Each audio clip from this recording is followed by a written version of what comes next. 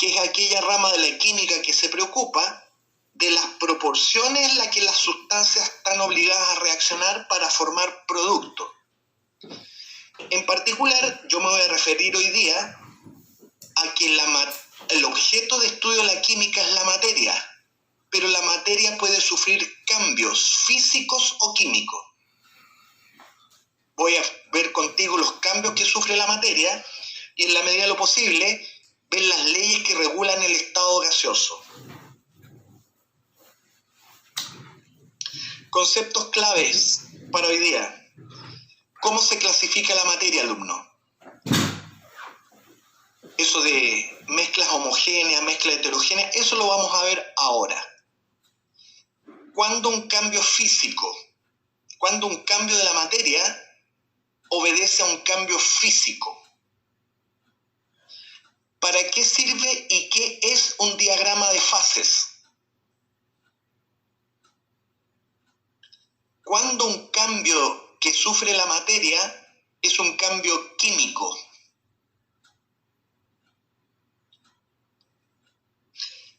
Y aquí viene el concepto estrella de la clase hoy día, el concepto de mol, que lo puedes hacer sinónimo a número de Avogadro. ¿Qué es eso? ¿Qué es el mol?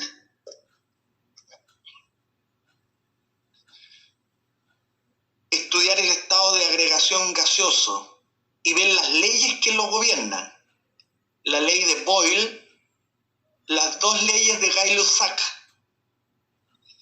Revisar contigo la ley de Avogadro,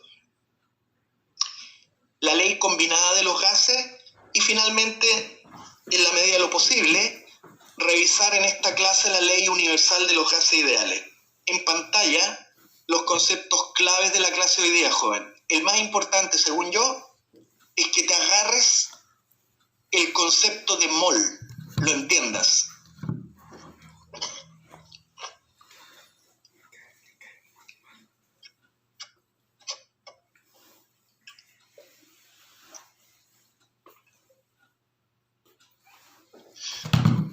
Ya, los recursos para la clase de hoy día es que entrando a full contenido para el curso de química, quiero que revises o debiste haber revisado el módulo gases, como lo anuncié en la clase anterior. Del material que usted tiene para una clase como la de hoy, te pedí la clase anterior que revisaras del libro de química común las páginas 94 a la 98, de la 100 a la 102 y de la 109 a la 113. Te lo dije el sábado anterior. Te lo vuelvo a decir hoy día, que eso era lo que debías haber hecho para la clase de hoy.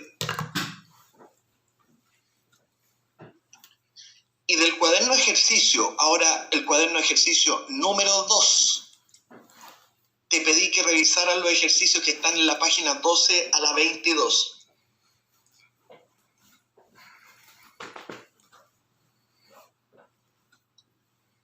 Veamos los cambios de la materia y primero veamos qué es la materia, pues, para luego poder clasificarla. Alumno, la materia y sus transformaciones es el objeto del estudio de las ciencias químicas. Pero, ¿qué es materia? Difícil respuesta. Para zafar de manera sencilla, voy a definir materia como todo aquello que tiene masa y genera un volumen en el espacio.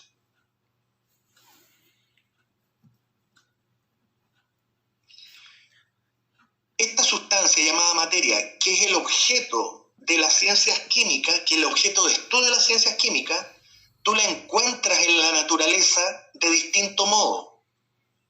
El modo en que usted puede encontrar la materia en la naturaleza es como sigue.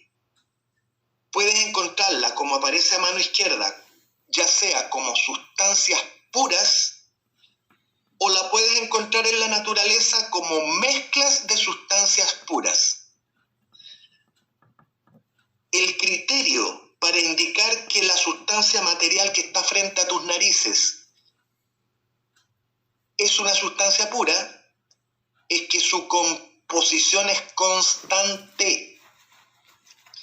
Por ejemplo, el agua tiene por composición 2 átomos de hidrógeno y 1 de oxígeno, H2O.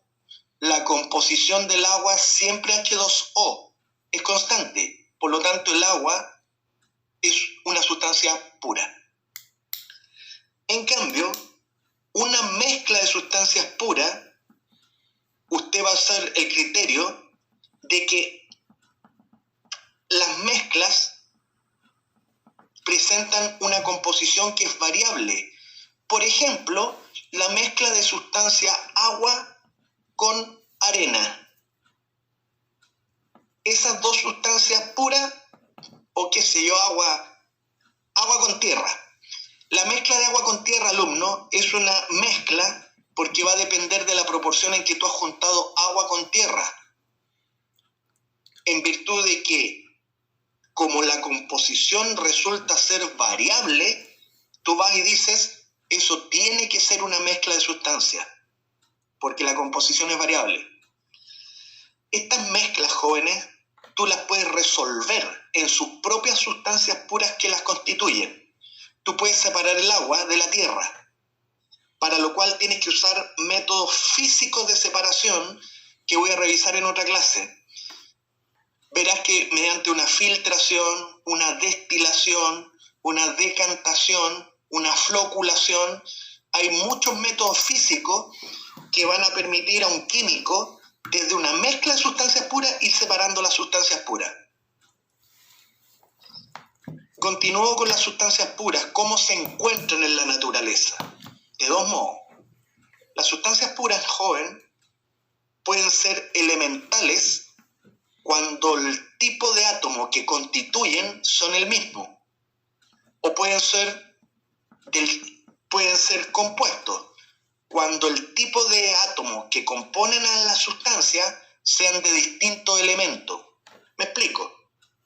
Una sustancia pura es elemental, como por ejemplo en el caso de la molécula de oxígeno molecular que existe en la atmósfera.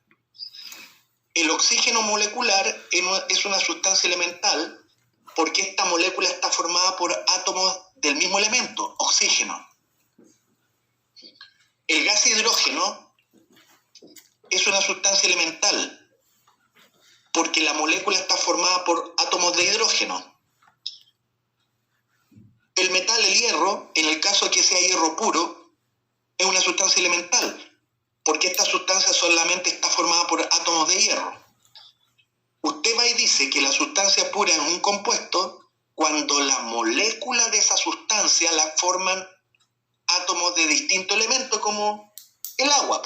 Es un compuesto, porque la forman hidrógeno y oxígeno. El cloruro de hidrógeno, también a veces llamado ácido clorhídrico, es un compuesto, porque está formado por elemento hidrógeno y átomos de elemento cloro. Un compuesto, niño, tú lo puedes separar en sus sustancias elementales, pero para lo cual vas a tener que usar métodos químicos, porque hay que romper enlaces. Y a través de métodos químicos tú me separas un compuesto en su elemento, pero hay que usar métodos químicos. Hay que romper enlaces para ir separando los hidrógenos del oxígeno o los hidrógenos del cloro. Métodos químicos para separar un compuesto en sus elementos.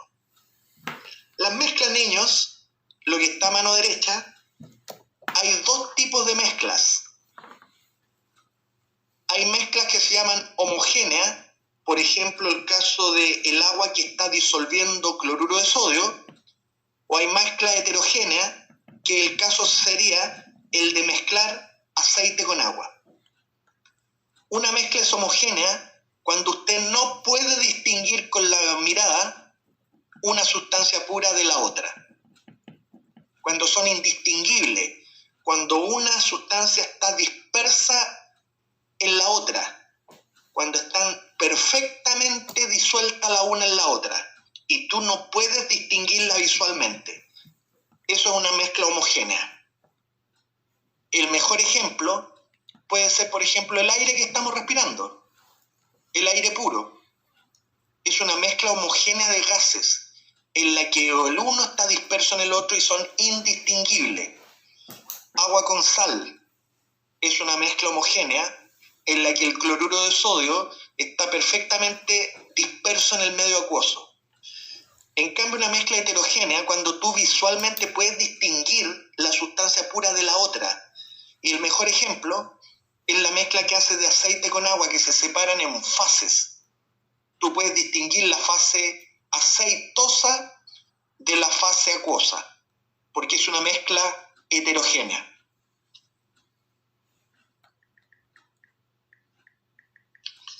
Tanto las mezclas homogéneas como las mezclas heterogéneas, tú las puedes separar en sus sustancias puras, pero tienes que usar métodos físicos, que lo explico en otra clase. Se llama alotropía ciertos fenómenos que le acontecen a algunos elementos. La alotropía son las formas diferentes en las que tú puedes encontrar un mismo elemento en la naturaleza. Un buen ejemplo de la manifestación de este fenómeno es el carbono, el elemento carbono. Al carbono tú lo encuentras en la naturaleza como grafito, en que átomos de carbono se enlazan de una manera específica para ser llamados grafito, o que si los carbonos se enlazan tridimensionalmente, es lo que uno llama diamante, pero también el carbono se puede enlazar entre sí, formando unas moléculas como esféricas, llamado fulereno, o también puede aparecer, yo lo desconocía, el nanotubo, que es un modo de disponer átomos de carbono en el espacio. Los distintos modos en que tú encuentras un mismo elemento en la naturaleza se llama formas alotrópicas. Y le pasa a algunos elementos. El oxígeno también tiene formas alótropas, el carbono y algunos cuantos más.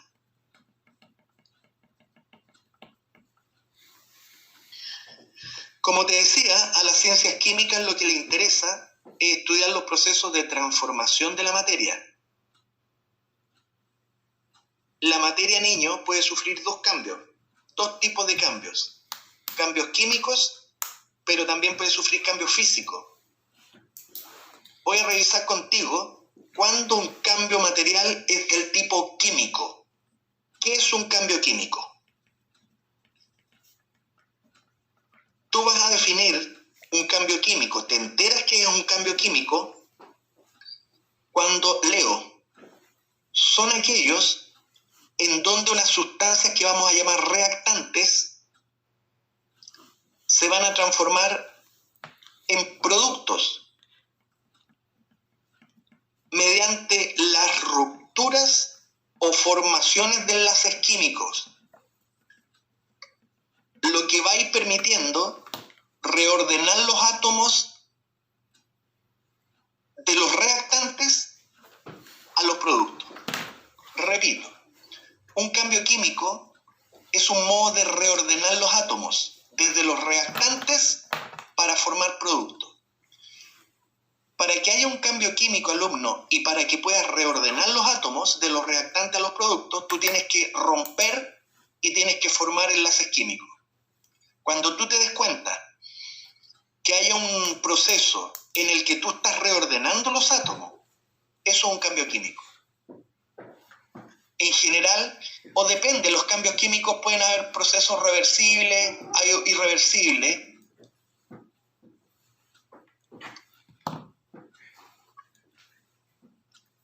El modo de simbolizar un cambio químico es mediante la ecuación química que está apareciendo en pantalla. Lo que estás viendo que hay una sustancia que yo llamo A, que está reaccionando con una sustancia B.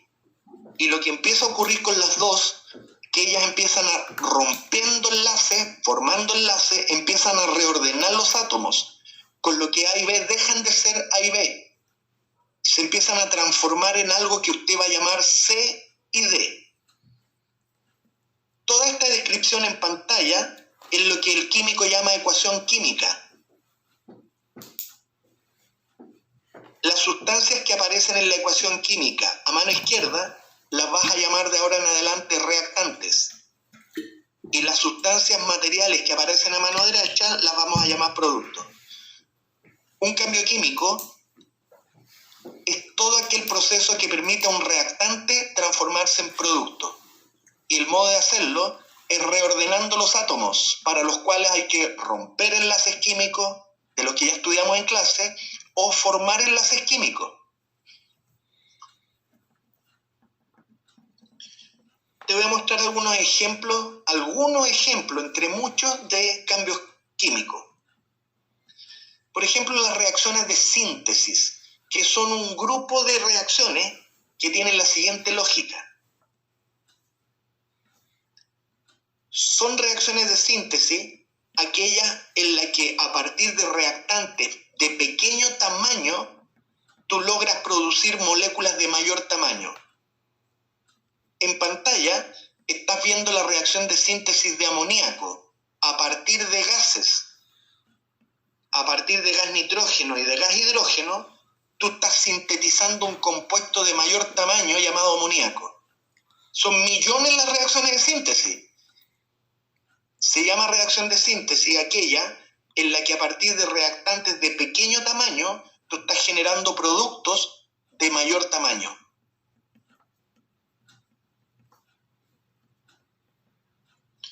Otro ejemplo de cambio químico, las reacciones de descomposición. Como el nombre lo indica, se trata de un tipo de reacción química en la cual a partir de un reactante que es de gran tamaño, tú rompes esas moléculas y generas moléculas de menor tamaño. Acá estás viendo la descomposición de esta sal ternaria.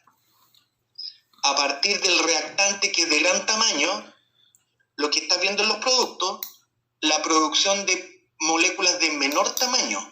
Estás descomponiendo la sal ternaria y estás produciendo una sal binaria y estás liberando moléculas de oxígeno. Reacción de descomposición son aquellas en las que a partir de un reactante de gran tamaño tú produces moléculas de tamaño menor.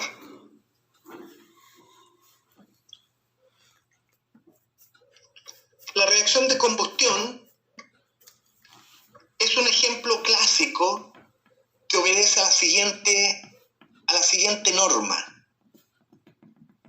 Se llaman reacciones de combustión a todas aquellas reacciones en las que a partir de un compuesto normalmente orgánico, tú lo haces reaccionar frente a oxígeno molecular.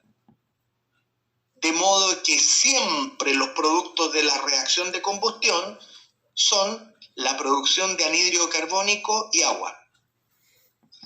Una reacción es de combustión cuando en los reactantes un compuesto orgánico se lo hace reaccionar con oxígeno molecular para que luego en los productos se libere anhídrido carbónico y agua. Y así como las que te acabo de mostrar, son muchos los tipos de cambios químicos. Lo que quería decir que al cambio químico lo reconoces porque lo que está ocurriendo en un cambio de este tipo es que tú me reordenas los átomos reactantes de un modo distinto en los productos, para lo cual hay que romper enlaces químicos entre los átomos y hay que formar enlaces químicos entre los átomos. ¿Me entendió? Ahora veamos el otro tipo de cambio que sufre la materia. Cambios físicos. Sí, alumno, la materia puede sufrir también cambios físicos. ¿Y cuáles son esos? Un cambio físico, alumno, son aquellos en los que lo que la materia sufre es solo un cambio de estado de agregación. Los cambios físicos de la materia son aquellos donde la materia lo que cambia es su estado de agregación. Hay quienes dicen también que un cambio físico son aquellos donde la materia sufre un cambio de estado.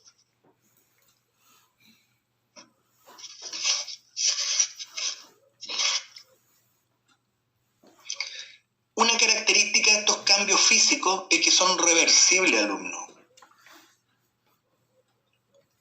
Vamos a tomar para el curso que seguimos el que los cambios físicos que sufre la materia, a diferencia de los cambios químicos, los cambios físicos son reversibles. y los producen cambio en la temperatura o cambio en la presión del sistema en donde se encuentra tu sustancia material. Repito, vamos a considerar en el curso que usted sigue que los cambios físicos son reversibles y son producidos por cambios en la temperatura o en la presión del sistema. Ellos van a inducir cambios de agregación. En cambio, los cambios químicos pueden haberlos reversibles o irreversibles. Los cambios físicos son todos reversibles. Veamos los estados en los que se encuentra la materia para luego poder ver cuáles son los cambios de estado posibles de observar.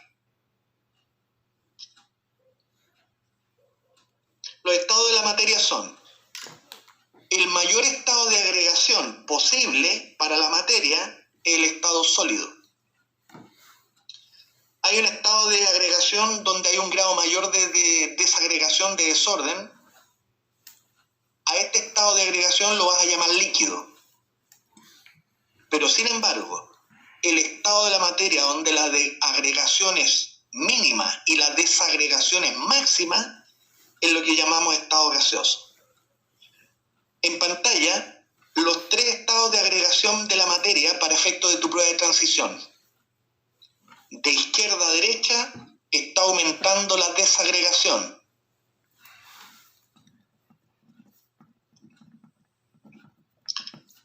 Ahora te voy a señalar cómo se llaman los cambios de estado que permiten a un estado de agregación transitar a otro estado de agregación. En pantalla, el estado sólido, que es el estado de mayor agregación para la materia. Yo por un cambio de temperatura, como ya te dije, o por un cambio de presión, yo puedo cambiar el estado de agregación. En particular, voy a ir generando un aumento de la temperatura del sistema. Lo que voy a lograr que el estado de agregación sólido lo puedo alterar, puedo inducir un desorden molecular, con lo que disminuyo la agregación, y al sólido lo puedo llevar al estado de agregación líquido. El cambio de estado que ha ocurrido lo vas a llamar fusión.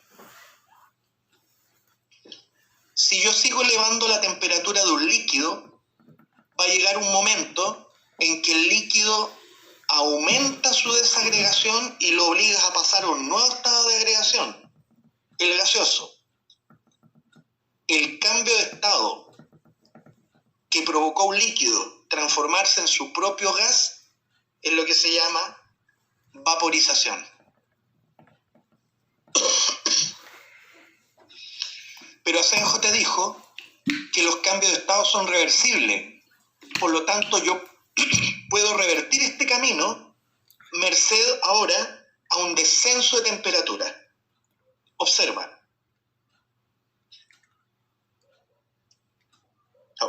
Me adelanté. Si yo tengo el estado gaseoso, yo puedo desandar el camino, provocando en el sistema un descenso de la temperatura.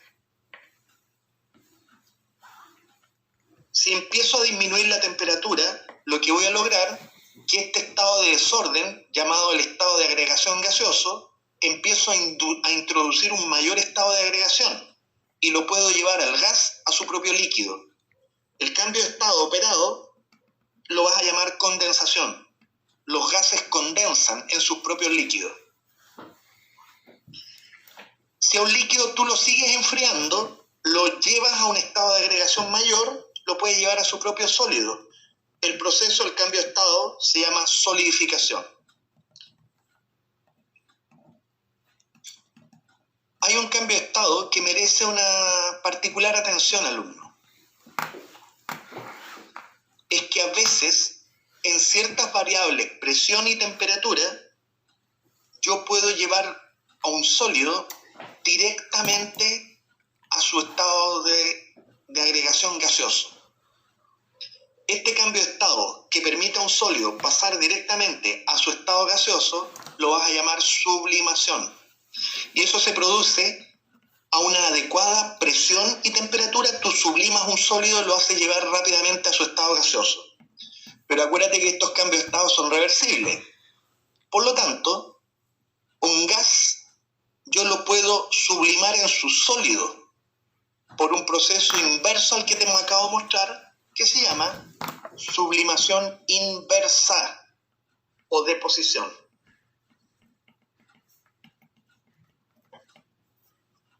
Jóvenes, estos que te acabo de mostrar son los posibles cambios de estado. Lo que te voy a mostrar ahora son gráficos en los que es posible observar cómo y cuándo se producen estos cambios de estado. Te voy a mostrar las así llamadas curvas de calentamiento para la materia. Es un gráfico, alumno, que se produce cuando yo grafico la energía que estoy aportando al sistema y empiezo a ver el efecto que trae sobre la temperatura del sistema. Es un gráfico energía y temperatura. Lo que quiere decir que yo le voy a ir aportando energía a la materia y voy a ir midiendo la temperatura que se empieza a producir en esta materia que yo le estoy aportando energía. Esta curva yo la voy a recorrer desde el estado de agregación sólido. Voy a tomar un sólido, le voy a aportar energía y voy a ir registrando los cambios de temperatura en el sólido. ¿Me entiendes? Y lo que vas a ver, que el sólido lo voy a provocar transitar a un nuevo estado de agregación. Comienzo. Toma un sólido, aporta la energía, registra la temperatura. Lo que va a ocurrir que inicialmente al aportar energía la temperatura del sólido aumenta. Este proceso ocurre mientras el estado de agregación permaneció siendo sólido. El sólido lo fuiste calentando, pero permaneció como sólido todo el rato. Pero mira lo interesante que viene ahora. Cuando tú sigues aportando energía, empieza a producirse un fenómeno que ocurre a temperatura constante. Tú le sigues aportando energía al sistema, pero el sólido no cambia su propia temperatura y empieza a ocurrir algo a temperatura constante, alumno. Lo que está ocurriendo en este minuto, que el sólido está transitando un nuevo estado de agregación, su propio líquido, y se establece un equilibrio entre el sólido y su líquido. La temperatura constante a la que se está produciendo este equilibrio tiene nombre. Se llama temperatura de fusión. El sólido comenzó a fusionarse y mantiene ahora un equilibrio con el líquido. ¿Me entiende? Continúo. Sigue aportando energía al sistema. Lo que va a pasar ahora, que este equilibrio sólido-líquido es completamente desplazado hacia el líquido. El estado de agregación sólido va a desaparecer. Y lo que usted va a obtener es que ahora el líquido generado, al ser objeto de mayor aporte de energía, empieza a aumentar la temperatura y tú empiezas a calentar un líquido. En pantalla lo que estás viendo, el calentamiento que estás haciendo sobre un estado de agregación líquido, y el líquido comienza a aumentar su temperatura, se empieza a calentar el líquido, hasta que va a ocurrir lo siguiente. Ante un mayor aporte de energía, el líquido va a iniciar un proceso que ocurre a temperatura constante, como apareció en pantalla. En este momento el líquido empieza a establecer un equilibrio con un nuevo estado de agregación, su gas. Esta temperatura constante a la que un líquido mantiene un equilibrio con su fase gaseosa, tú la vas a llamar temperatura de vaporización. Y el líquido entra en equilibrio con su fase vapor. Si tú sigues aportando energía al sistema, el equilibrio líquido-gas lo desplazas completamente hacia la formación de un gas. Y la materia se va a transformar en gas. De tal modo que al aplicar mayor cantidad de energía, el estado gaseoso que surge tú lo empiezas a calentar. Y es un gas que se empieza a calentar El gráfico que está en pantalla, alumno, es lo que se llama curva de calentamiento y trata de interpretar lo que le pasa a la materia cuando tú le aportas energía y la materia empieza a elevar su temperatura. Hay dos procesos ahí que ocurrieron a temperatura constante. Son las condiciones de equilibrio entre un estado de agregación y el otro. El que estoy apuntando con el cursor, esa temperatura constante en la que un sólido estuvo en equilibrio con su líquido, se llama temperatura de fusión. Ahora te voy a mostrar esta condición de temperatura constante, donde un líquido estuvo en equilibrio con su gas. Esta temperatura tiene nombre, se llama temperatura de vaporización o ebullición. Temperatura de vaporización.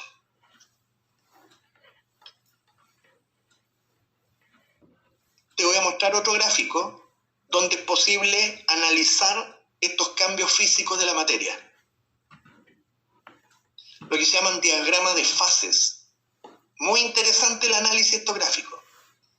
Un diagrama de fases es un gráfico en el que yo represento, ante una temperatura cambiante, yo voy a ir representando una presión. De tal modo que yo voy a tener un sistema a presión y temperaturas que yo voy a ir cambiando. Y merced a estas dos variables, yo te voy a mostrar que hay un área de este gráfico, presión-temperatura, donde tu estado material va a ser sólido. Va a haber un área de este gráfico, presión-temperatura, donde el estado de agregación va a ser líquido. Y va a haber una tercera área donde el estado de agregación va a ser el gaseoso. Comienzo. Voy a comenzar este gráfico a muy baja temperatura y yo voy a ir aumentando la temperatura y la presión. Observa. Lo que aparece ahí es una línea presión-temperatura que me separa dos áreas. Por sobre esa línea, la presión y la temperatura permite el estado de agregación sólido. Por debajo de esa línea, las variables presión y temperatura permiten el estado de agregación gaseoso. La línea es la frontera que hay entre lo sólido y lo líquido. Continúo. Ahí surge una segunda rama, que es una línea que separa área, presión, temperatura, donde el estado de agregación es sólido, de un área donde el estado de agregación es líquido, para una misma sustancia material. Y finalmente el diagrama de fase para una sustancia tiene una tercera rama, en la que usted separa en el gráfico aquellas regiones presión-temperatura, donde tu sustancia debe tener un estado de agregación líquido, de aquella variable presión-temperatura, donde tu sustancia va a tener un estado de agregación gaseoso. El diagrama de fase, alumno, es un diagrama presión-temperatura donde te indica las regiones donde tu sustancia material va a estar al estado sólido, líquido, gaseoso. Yo voy a tomar un ejemplo que sea fácil de entender en una clase como hoy día. Quiero tomar el caso del agua. El polo. Que para simplificar el análisis, yo voy a imaginar que voy a hacer un estudio del agua a presión constante de una atmósfera y voy a imaginar que caliento el agua a una atmósfera. Repito, quiero analizar en el diagrama de fases el comportamiento que va a tener el agua, pero lo voy a hacer a una presión constante de una atmósfera. Voy a tomar este caso, alumna, sí. A una atmósfera yo voy a ir aumentando la temperatura del agua. Voy a comenzar de temperatura muy baja y voy a imaginar qué estado de agregación tiene el agua cuando yo, calentando el agua, lo hago a una atmósfera. Comienzo la interpretación de este gráfico. Voy a comenzar a temperaturas muy bajas. El gráfico, el diagrama de fase me dice que a temperaturas muy bajas, pero a una atmósfera, estoy en una zona donde lo propio es que el estado de agregación es sólido. El agua, amigo, me están indicando aquí que a estas temperaturas el agua es hielo. un hielo que, como estoy aumentando la temperatura, empieza a calentarse, pero sigue siendo hielo. Va a llegar un minuto aquí, justamente donde yo me encuentro con la recta de color rojo, el hielo a esa temperatura inicia un equilibrio con su propia fase líquida. Esa temperatura es la temperatura en la que un sólido logra mantener su equilibrio con su fase líquida. Se llama temperatura de fusión. Le pregunto a la clase, a ti alumno, para el caso del agua, ¿cuál es la temperatura de fusión del agua a una atmósfera?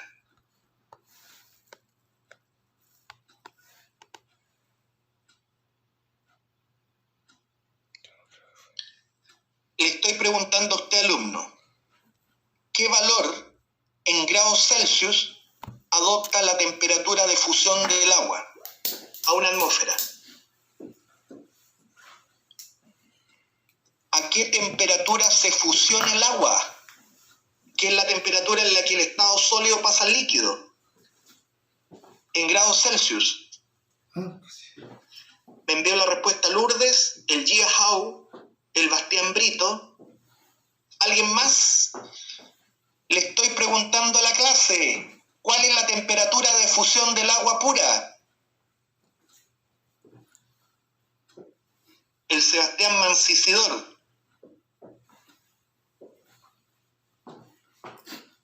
¿Cuál es la temperatura a la que el agua sólida fusiona a una atmósfera?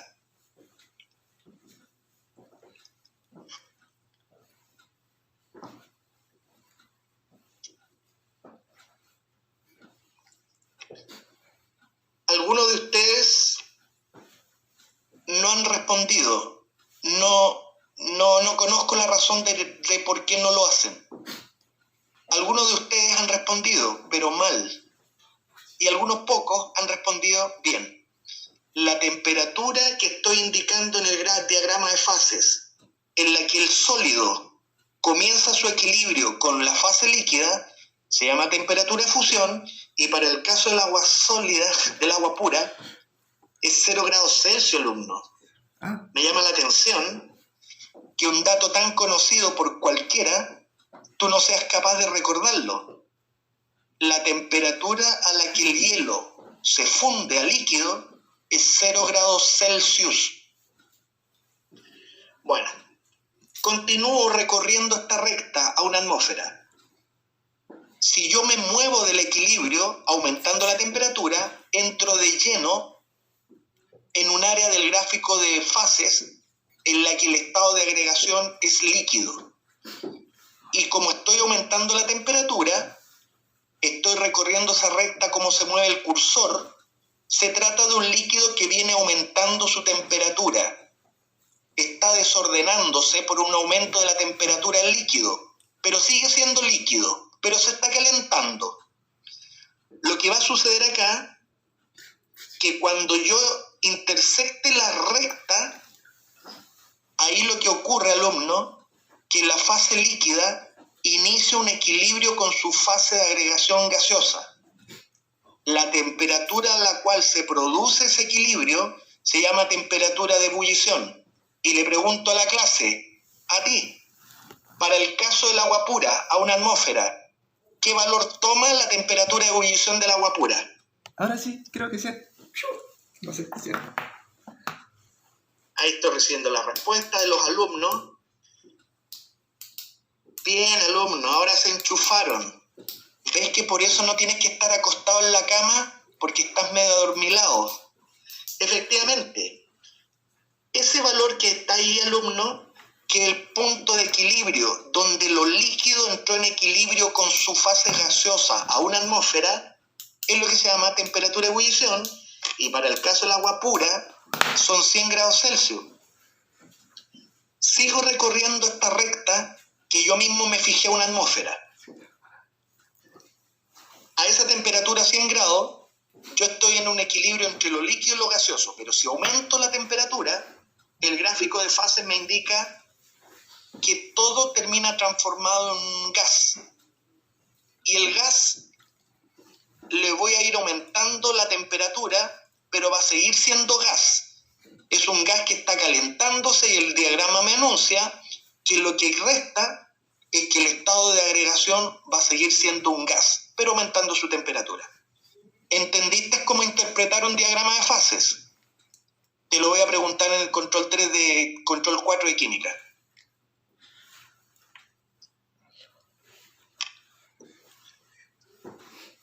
Bueno, alumno, eso podría ser los cambios de la materia. Ahora yo voy a entrar en programa en tierra derecha, que es ver las leyes de los gases.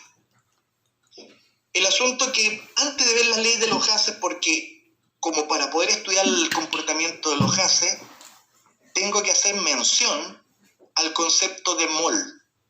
Y de ese modo yo voy a poder entrar contigo a ver las leyes de los gases. Como introducción, tengo que revisar contigo, pon atención ahora. Para las antenitas, alumno, que viene el concepto más importante de todo tu curso de química, el concepto de mol. ¿Qué es un mol? Es una unidad que fue inventada por los científicos que sirve para contar. El mol es una unidad de cantidad. Se inventó para cuando tú tengas que contar mucho de algo. Por ejemplo, Asenjo te da la tarea, cuéntame las estrellas que aparecen ahora en tu pantalla. Si tú usas el sistema decimal, esto de los 10, si usted se pone a contar las estrellas a la luz del sistema decimal, 1, 2, 3, no vas a terminar nunca tu tarea. Porque lo que tienes que contar es demasiado. Entonces los científicos tuvieron la siguiente lógica. Como yo tengo que contar átomos, no existirá un modo de contar paquetones de átomos, de a paquetes grandes, para de esa manera poder tener un sistema de conteo mucho más rápido. La respuesta es sí. Si usted define, como en pantalla, que todo ese grupo de estrellas incluidas dentro de ese cuadrado amarillo, lo defines como un mol, que es arbitrario. Si usted va y dice, de ahora en adelante todas las estrellas que están dentro de ese rectángulo amarillo sean un mol, eso te va a permitir contar las estrellas de a paquetones y lo vas a poder hacer muy rápido. Supongamos que acabamos de definir que lo que hay dentro de ese cuadrado amarillo es un mol. Si eso es así, en consecuencia yo puedo ir contando, ahí tengo otro mol de estrella, ahí tengo un tercer mol, por allá tengo un cuarto mol y ahí me quedó un medio mol. Lo que yo tengo en la figura, profesor Asenjo, es que definido el mol como lo acabamos de hacer, tengo 4 moles y medio de estrella. Perfecto. Para eso sirve el mol. Pero ahora te voy a contar verdaderamente cómo se definió a lo que se iba a llamar un mol.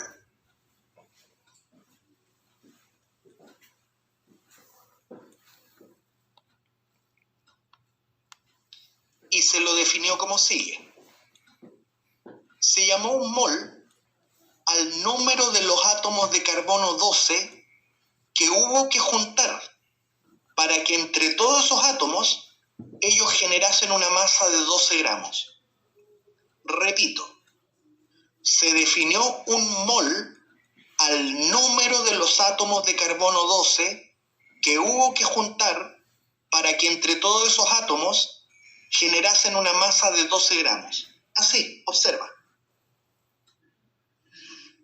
Eso que está en pantalla, lo que acaba de aparecer es un átomo de carbono, 12. Su masa es despreciable. Yo no puedo pesar un átomo.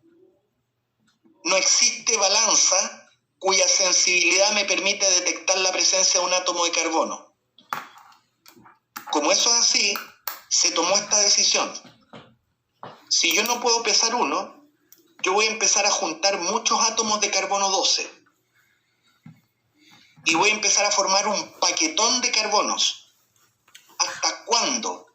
Hasta que el paquetón de átomos de carbono, entre todos ellos, me generen una masa arbitraria que sea de 12 gramos. En el exacto minuto que la acumulación de los carbonos 12 me generen una masa de 12 gramos, yo digo, para de juntar más átomos, los átomos ahí reunidos, de ahora en adelante lo voy a llamar un mol. Y así se definió a lo que íbamos a llamar un mol. Un mol es la cantidad de átomos de carbono 12 reunidos para que ellos generen 12 gramos. Por razones que no voy a explicar en este curso, alguien se tomó la tarea de contar cuántos átomos permanecen ahí reunidos. Y encontró lo siguiente. Pero antes de ir a eso, tengo que decir que una vez que se definió un mol para contar átomos de carbono, esa unidad ya estipulada, yo la puedo usar para contar cualquier unidad. Observa, en pantalla ahí apareció un paquetón de átomos de hidrógeno y te estoy afirmando que lo que hay ahí es un mol de átomos de hidrógeno. Yo el mol lo puedo usar para contar átomos de carbono, que es lo que apareció en pantalla. La unidad de mol, si bien se estructuró, se diseñó a partir del carbono, el mol, una vez que ha sido definido para el carbono, yo lo puedo usar para contar cualquier cosa. En pantalla acaba de entrar un mol de átomos de potasio. Quiero que piensen lo siguiente. En los tres casos, el número de unidades de átomos es el mismo. En los tres casos, en los tres moles, el número de unidades consideradas es el mismo, pero observa el tamaño diferente de los átomos. En los tres casos hay la misma cantidad de átomos, pero observa el tamaño diferente de sus átomos. ¿Saben lo que ocurre? Que a pesar de que en los tres casos hay los mismos números de unidades, la masa contenida en cada uno de ellos es diferente, porque los átomos tienen distinto tamaño. Me explico. En el mol de carbono, como ya te lo expliqué, hay 12 gramos ahí reunidos. Pero fíjate lo que va a pasar con la masa reunida en el mol de hidrógeno, porque a pesar de que las unidades son las mismas, el átomo de hidrógeno es más chiquiturrito. Por lo tanto, en el mismo mol, pero de hidrógeno, hay solo reunido 1 gramo. Observa el tamaño de los átomos de potasio. Son muy grandes.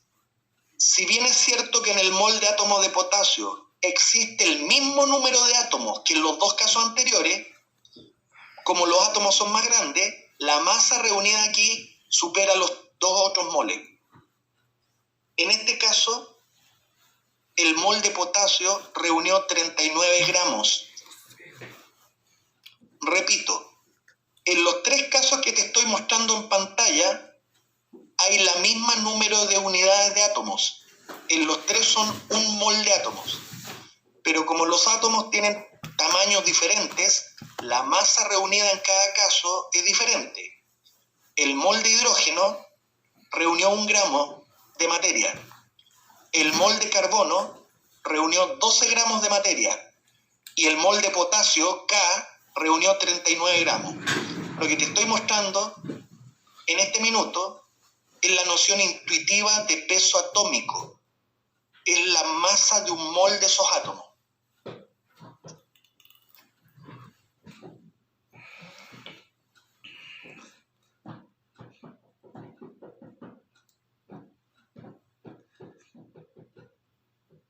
Bueno, ahora voy a explicar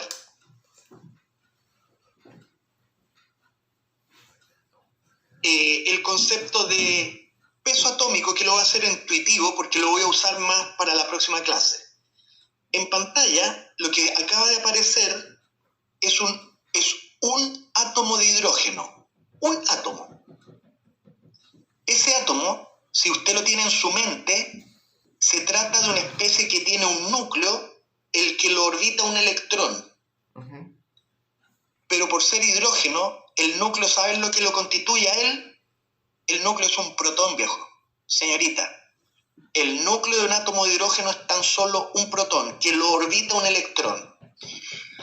Si tú desprecias la masa de ese electrón que está girando, la masa del átomo de hidrógeno solo la genera su único protón, que por definición, lo dije al principio del curso, la masa de un protón es una UMA.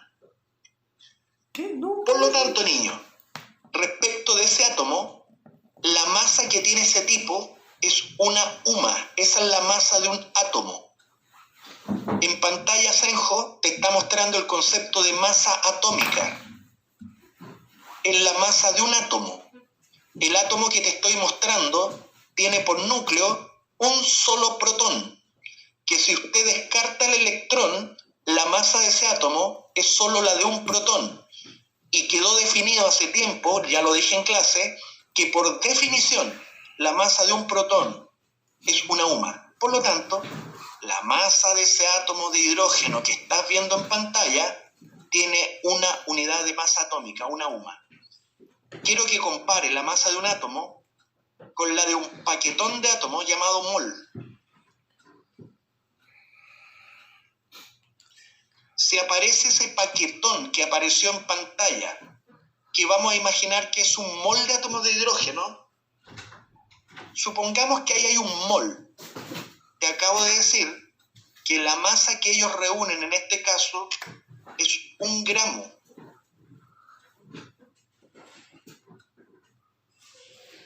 La masa de un mol de átomos de hidrógeno es 1 gramo mol. Como lo voy a anunciar en la próxima clase, en este minuto te estoy dando la noción intuitiva de peso atómico, que es la masa en gramos. El peso atómico, también lo voy a llamar masa molar atómica, es la masa de 1 mol de átomos. El peso atómico del hidrógeno es 1 gramo mol. En cambio, la masa atómica es una UMA. A mano izquierda, un átomo. La masa de un átomo es una UMA. Se llama masa atómica la masa de un átomo. A mano derecha tienes 1 mol de átomos de hidrógenos. Se llama peso atómico o masa molar atómica, que es más técnico. La masa de 1 mol. Y respecto al hidrógeno, el peso atómico es 1 gramo por mol. Repito, a mano izquierda es la masa atómica. A mano derecha es el peso atómico o masa molar atómica.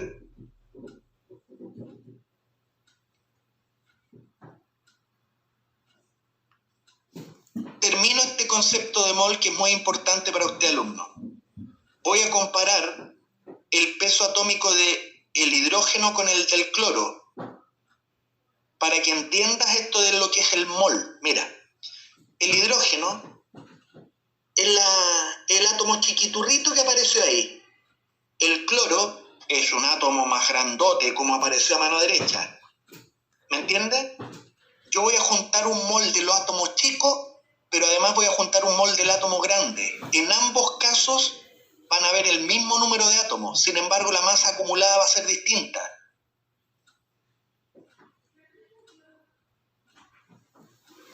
Observa, junté un mol del átomo chico de hidrógeno y acá a mano derecha junté un mol, pero del átomo más grandotote.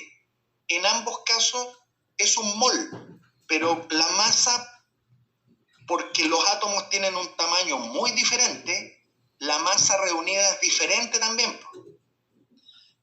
Para el mol de hidrógeno, la masa que usted logró reunir es 1 gramo por cada mol. En cambio, en el mol de átomos de cloro, la masa que lograste reunir, porque el átomo es más grande, fueron 35 gramos por mol. En consecuencia, merced a que los átomos tienen tamaños distintos, la masa por mol es distinta. El peso atómico del hidrógeno es 1 gramo por mol. En cambio, la del cloro es 35 gramos por mol.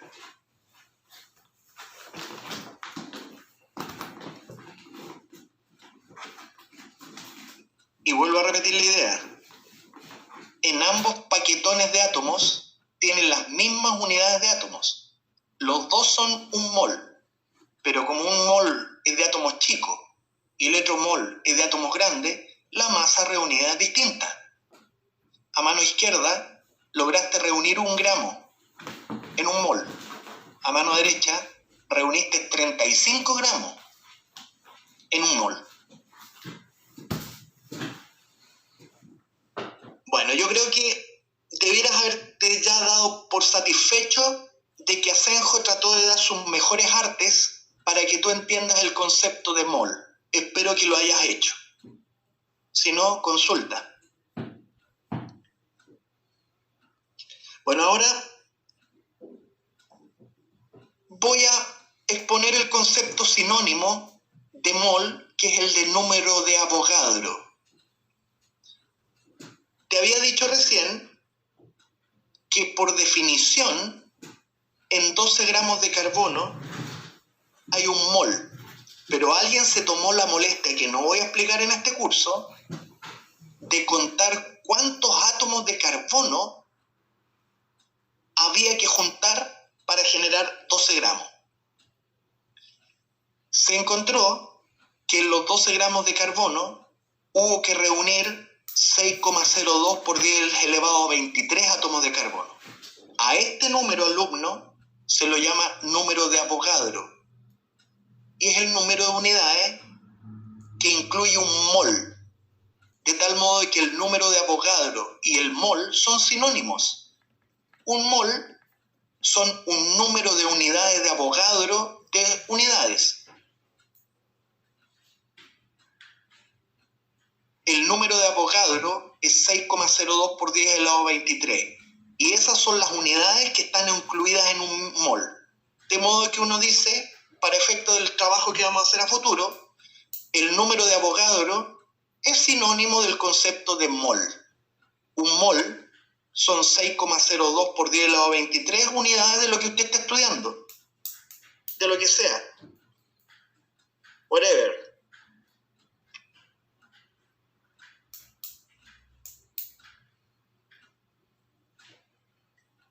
La UMA, Sebastián Mancisidor, es la masa de un átomo, en la que tú desprecias los electrones, pero no los neutrones. Por lo tanto, para poder calcular la unidad de masa atómica de un átomo, tú tienes que contar cuántos protones y cuántos neutrones. Y es fácil. Por ejemplo, Mancisidor, si tú te metes con el átomo de carbono, vas a encontrar que en el núcleo del carbono hay 6 protones y 6 neutrones. Hay 12 nucleones. Esta escala se inventó porque como cada nucleón tiene una unidad de masa, tú puedes calcular la masa de un átomo tan solo contando los nucleones, que el carbono tiene 12 nucleones, por lo tanto su masa atómica es 12 UMA. ¿Me entiende? Para calcular la masa atómica tienes que considerar protones y neutrones.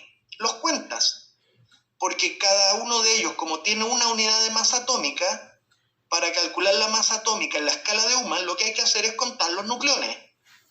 El carbono tiene 6 protones y 6 neutrones. Entre los dos hacen 12 nucleones, y como cada nucleón tiene una unidad, en la escala de UMA, la masa de un carbono es 12 UMA. Por eso se inventó la escala en UMA, porque facilita la expresión del peso atómico. A ver, el cloro. El cloro tiene 35 nucleones. Tú desprecias los electrones, Mancisidor, te quedas con los nucleones, que son 35. Entre protones y neutrones hacen 35. En consecuencia, a la luz de la escala de UMA, la masa atómica del cloro es 35 U más. Eso. Bueno, niños, a ver, ¿qué más? Mira, todavía sigo con el concepto de mol. Me quedan 10 minutos. Pongan atención. A lo que voy es que no te pierdas cuando yo te diga que en un mol de moléculas de agua hay 3 moles de átomos. Repito, no quiero que te pierdas cuando yo te diga que en un mol de moléculas de agua hay 3 moles de átomos. Para que mejor me entiendas esto, quiero que veas la siguiente analogía. Considera un auto que tiene 4 ruedas. Un auto, quiero introducir el concepto de mol, pero voy a usar un auto.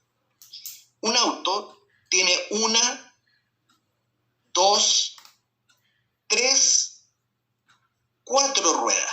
¿Me entendió? Pero imagina, alumno, que ahora yo ya no voy a considerar un auto. Voy a considerar un ejército enorme de autos idéntico a un mol de auto. Ya, antes de ir al mol, lo que yo finalmente puedo deducir desde un auto, que un auto tiene 4 ruedas. Pero ahora yo voy a considerar no un auto, alumno. Voy a considerar un ejército enorme de autos que sea igual a un mol. En pantalla, quiero que consideres que hay un mol de átomos de autos. Hay un mol de autos. Como ya te había dicho, cada auto tiene 4 ruedas. Por lo tanto, si yo te digo que en pantalla usted tiene un mol de átomos de auto, podrías decir de ese mol que si hay un mol de auto, yo puedo encontrar en ese mol de autos un mol de rueda, va a haber un segundo mol de rueda, va a haber un tercer mol de rueda, y finalmente ese mol de auto va a tener un cuarto mol de ruedas. De tal modo que, tan suelto de cuerpo digo, que si un auto tiene 4 ruedas, entonces yo puedo colegir que un mol de auto, por lo tanto, tienen 4 moles de ruedas.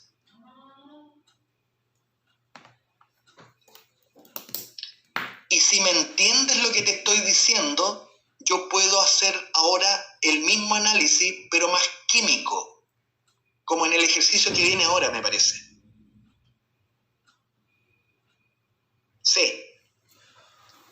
Yo tengo, para seguir con el tema del mol, yo tengo frente a ti, alumno, un mol de moléculas de cloruro de calcio. Observa la molécula. Cloruro de calcio. Cada molécula tiene 2 átomos de cloro y 1 de calcio. O sea, la molécula tiene 3 átomos. Pero yo no tengo una molécula, tengo un mol de molécula. Por lo tanto, respecto de este cloruro de calcio, si me dicen que yo tengo un mol, puedo decir que hay 6,02 por 10 elevado a 23 moléculas de cloruro de calcio. Eso es directo. Lo que a lo mejor te pueda complicar es lo que viene ahora. Que respecto de los calcios que hay en un mol de molécula, como cada molécula tiene un átomo de calcio, y como hay 6,02 por 10 elevado a 23 moléculas, yo puedo decir que en el mol de moléculas de cloruro de calcio hay un mol de átomos de calcio. Por lo tanto, en ese mol de molécula hay 6,02 por 10 elevado a 23 átomos de calcio. Esto que estoy diciendo ahora también es directo.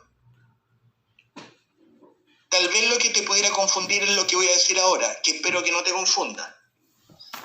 Mira lo que voy a decir respecto a los cloros. En un mol de moléculas de cloruro de calcio hay 2 moles de cloro, porque cada molécula considerada tenía 2 cloros, pero yo no tengo una molécula de cloruro de calcio, tengo un mol de moléculas de cloruro de calcio. Y como cada molécula tenía 2 cloros, los cloros duplican el número de moles de las moléculas. En consecuencia, en un mol de las moléculas, yo tengo 2 moles de cloros, que numéricamente sería 2 veces 6,02 por 10 elevado a 23.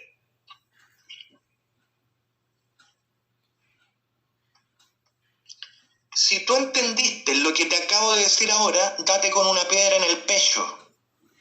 Date con una piedra en el chope. Pero si no lo entiendes, preocúpate.